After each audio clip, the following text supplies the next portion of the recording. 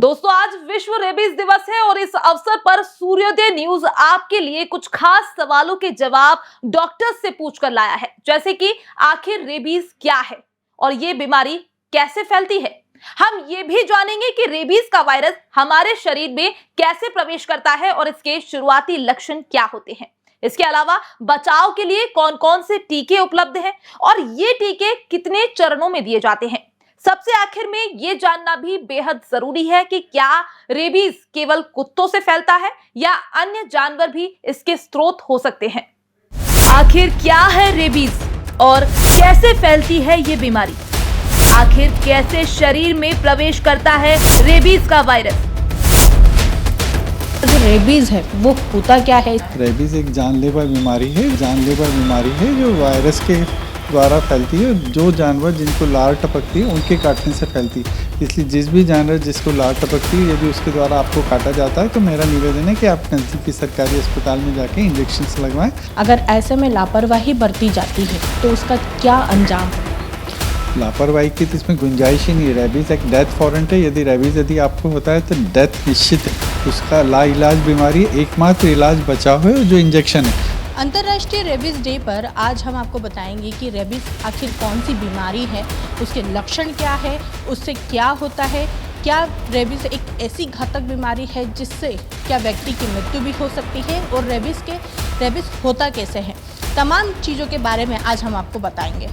Rabies के क्या होते हैं शुरुआती लक्षण, रेबीज से बचाव के लिए कौन कौन से टीके हैं मौजूद, कितने चरणों में दिए जाते हैं रेबीज के टीके, क्या महज कुत्तों से फैलता है रेबीज। अब रेबीज के बारे में जानते हैं कि रेबीज आखिर क्या है। रेबीज एक ऐसी बीमारी है जिसका उपचार सही वक्त पर नहीं होने पर जो है व्यक्ति की मृत्यु हो सकती है। अब रेबीज के बारे में बताएं तो रेबीज ऐसे जानवरों के काटने से होता है जिन जानवरों की लार टपकती है, जैसे कि गाय, घोड़ा, कुत्ता, बिल्ली। ये जानवर ऐसे हैं जिनके काटने से जो है रेबीज होता है और रेबीज के दौरान अगर चिकित्सक का परामर्श नहीं मिला तो व्यक्ति की मृत्यु भी हो सकती है। और परामर्श के दौरान अगर देखा जाए तो जो भी 5 जो टीके हैं वो लगाए जाते हैं।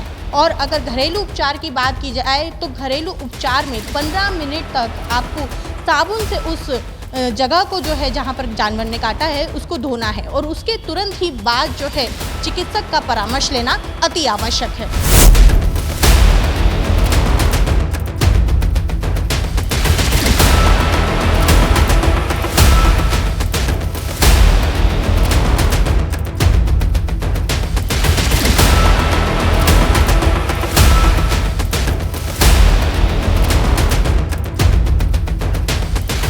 रेबीज को लेकर हमारे साथ जो है चिकित्सक भी मौजूद है और उनसे हम जानेंगे कि रेबीज किस कारण से फैलता है और उसके क्या क्या लक्षण होते हैं, क्या उपचार होना चाहिए।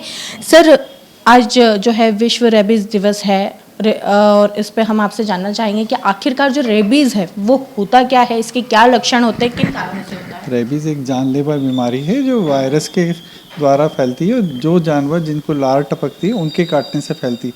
इसलिए जिस भी जानवर जिसको लार टपकती है यदि उसके द्वारा आपको काटा जाता है तो मेरा निवेदन है कि आप नज़दीकी सरकारी अस्पताल में जाके इंजेक्शन लगवाएं जो सभी सरकारी अस्पताल में निःशुल्क उपलब्ध है।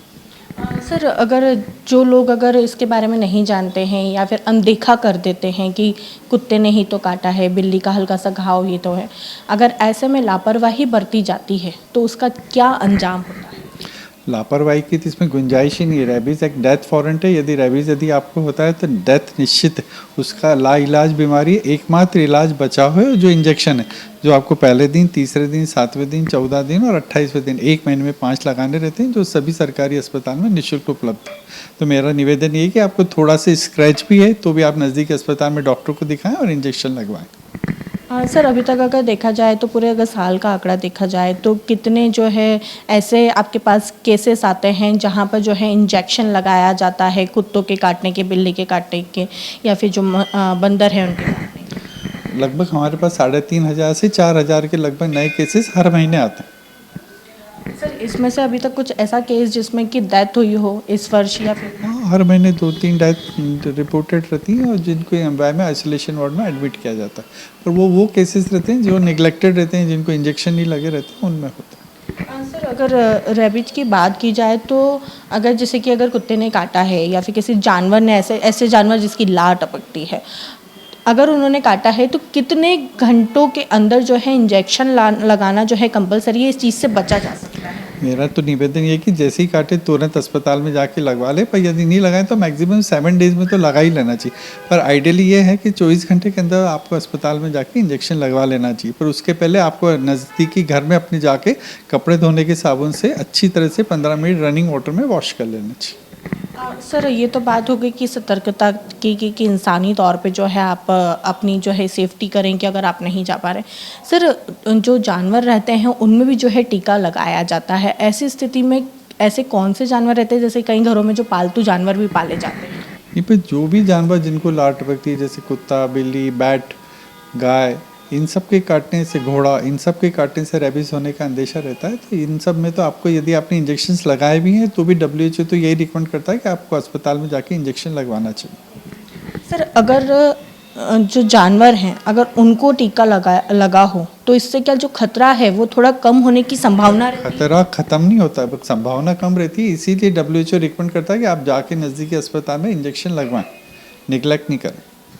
सर एक आखिरी सवाल कि इससे अगर जैसे घर का जो उपचार है और कौन कौन से उपचार हो सकते हैं कि उससे जो है थोड़े समय के लिए आप घर में ही अगर अस्पताल नहीं जा पा रहे, जैसे कि रात को है अगर काट लिया है आदि, तो आप कैसे अपना जो है इलाज घर पे कर सकते हैं? और दूसरा ऐसा कि अभी तक कितनी डेथ हो चुकी है, अगर साल भर में अगर बात की जाए तो ओवरऑल कितनी डेथ तक इससे सामने आती है? डेथ तो 10 से 12 डेथ रिपोर्टेड रहती हैं, पर वो महीने में 1 या 2 से ज़्यादा डेथ रिपोर्टेड रेबीज से नहीं होती। और वो भी पेरीफेरी के केसेस इधर उधर से रेफर होके आते हैं, उन्हीं लोगों की होती। इंदौर प्रॉपर में तो लोगों में अवेयरनेस बहुत है और लोग इमीडिएट आके इंजेक्शन लगवा ही लेते हैं। पर यदि खुदा ना खास्ता आप नहीं लगा पाते हैं तो अपने घर में कपड़े धोने के साबुन से नल खोल के अच्छे रनिंग वाटर में 15 मिनट वॉश कर लिए तो उससे वायरस की पॉपुलेशन कम हो जाती है और रेबीज होने का खतरा कम हो जाता है। पर इंजेक्शन्स का उसका उपचार वो ऑप्शन ये नहीं है कि आप धो लें, धोने के बाद इंजेक्शन जरूर लगवाएं। सर कौन सा इंजेक्शन इसमें लगता है और ये जो रेबीज है सबसे ज़्यादा कौन सी उम्र के लोगों को इफ़ेक्ट करता है? यूजुअली देखने में तो ये है कि बच्चे जो छोटे 5 साल से छोटे बच्चे या उम्र दराज लोग जो 70 से ऊपर है, जो यूजुअली मॉर्निंग वॉक पे या इस पे जाते हैं, उन लोगों को बाइट होने का अंदेशा ज़्यादा रहता है और इन्हीं लोगों में ये केसेस देखने में ज़्यादा आते हैं। कौन सा इंजेक्शन लगता है? एंटी रेबीज वैक्सीन आते हैं।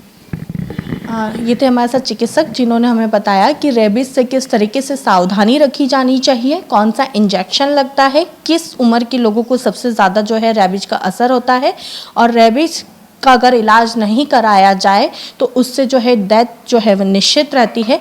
तमाम चीज़ों की जो जानकारी है चिकित्सक आशुतोष जी ने हमें दी है। रेबीज के बारे में हमने चिकित्सक से भी जाना कि कौन से जानवरों के काटने से रेबीज होता है, क्या उपचार होते हैं, किस तरीके से जो है परामर्श लेना चाहिए और घरेलू उपचार भी तुरंत क्या क्या करना चाहिए, तमाम चीज़ों के बारे में चिकित्सक ने हमें बताया है। कैमरा पर्सन धीरज के साथ खुशबू यादव, सूर्योदय टीवी, इंदौर।